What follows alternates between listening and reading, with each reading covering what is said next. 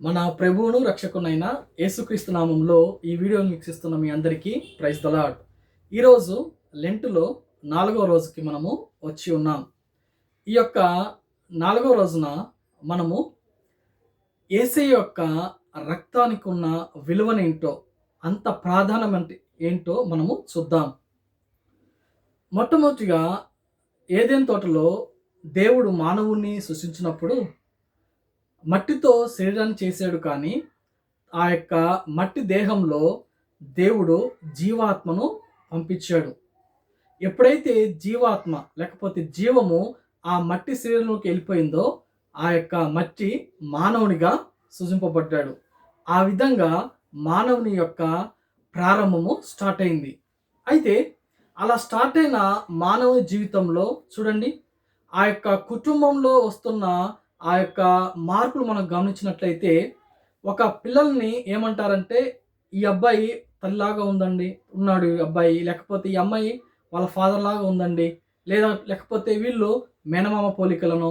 ఈ విధంగా మనం ఎందుకు చెప్పగలుగుతున్నామంటే, సహజంగా అంటే కేవలము ఈ యొక్క శరీరాన్ని బట్టి ఇన్ని మనకి విలువలు కానీ, లేకపోతే సంబంధాలు కానీ, లేకపోతే రిలేషన్షిప్స్ ఇన్ని వచ్చినప్పుడు, నిజమైన లేకపోతే లోపల ఉంటున్న దేవుని యొక్క ఆత్మకి, లేకపోతే నిజమైన దేవుని యొక్క జీవానికి ఎంత ప్రాధాన్యత ఇవ్వాలి?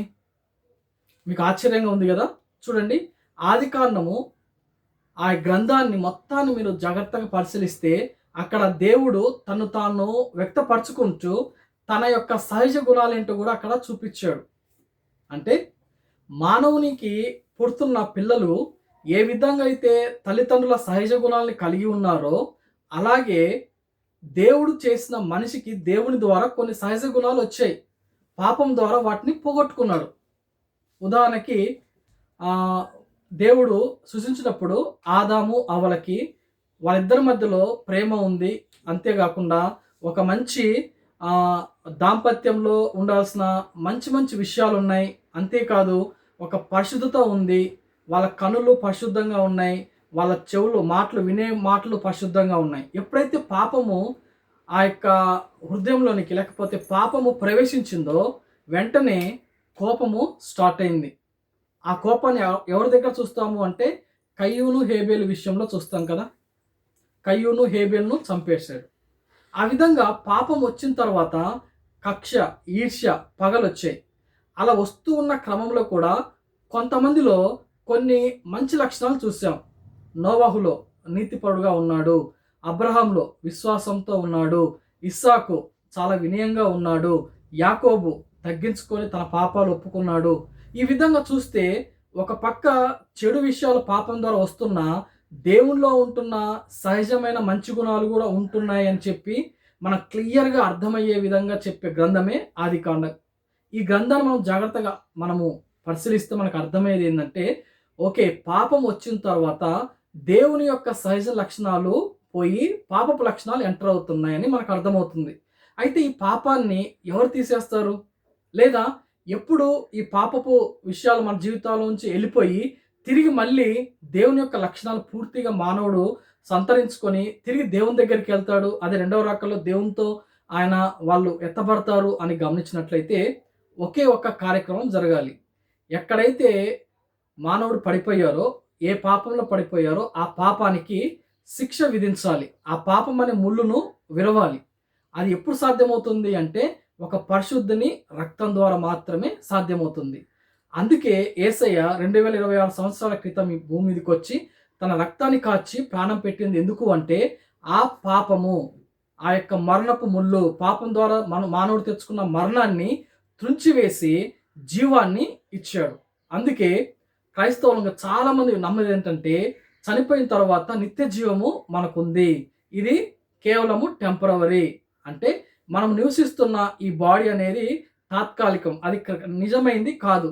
లోపల ఉన్న అంతరంగము లేకపోతే దేవుని యొక్క ఆత్మ లోపల ఉంది కదా, అది శాశ్వతమైనది. కాబట్టి దానికి మనము ఎలాంటి చూపించాలి, ఎలాంటి మార్గంలో మనం నడవాలి అని చెప్పడానికి మన ముందు దేవుడు పెట్టిన ఒక మంచి గ్రంథమే బైబిల్ గ్రంథము. ఈ విధంగా చూసుకుంటూ వెళ్తే యేసయ్య రక్తం ద్వారా మనకు ఇంత విమోచన కలుగుతుంది. ఆ బైబిల్ చదువుకొని దేవుని దగ్గరికి వెళ్ళడానికి, అంతేకాదు రేపు రెండవ రకాలు ఎత్తబడడానికి కూడా ఎంతో అవకాశం ఉంటుంది. కారణం ఏంటంటే ఒకే ఒక్క కార్యక్రమము, అది యేసయ్య శిలువలో చేసిన బలియాగం.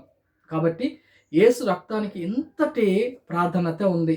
ఆయన గనుక రక్తం చిందించకపోతే ఏదైనా తోటలో ప్రవేశించిన పాపం ద్వారా మానవుల్లో వస్తున్న గుణాలు ఇప్పటికే పెరిగిపోయి అసలుకి మానవుడు ఆ యొక్క సంతతి కానీ లేకపోతే మానవ జాతి లేకుండా ఉండేది. కానీ అలా జరపకుండా దేవుడు తన సొంత చేతులతో చేసుకున్న మనిషి కోసము తిరిగి తానే వచ్చి తన రక్తాన్ని చిందించి మనల్ని కొన్నాడు. సాతాను యొక్క బంధకాల నుంచి మనల్ని విడిపించాలని ఆయన రక్తాన్ని కార్చాడు. చెడు మార్గాల నుంచి బయటికి తెప్పించాలని ఆయన రక్తాన్ని కార్చాడు. చెడు ఆలోచనలు, చెడు మాటలు పోకుండా ఉండాలని ఆలోచించాడు. కానీ సాతానుడు ప్రతినిత్యము, ప్రతిరోజు ఏదో ఒక చెడు ఆలోచనలు, ఏదో ఒక చెడు మాటలు, లేకపోతే ఏదో ఒకటి చూపించి మానవుని ఏం చేస్తున్నాడంటే మంచి మార్గంలో నుంచి చెడు మార్గంలోనికి తప్పిస్తున్నాడు. విశ్వాసులను సైతము వాడు మోసం చేస్తాడంట.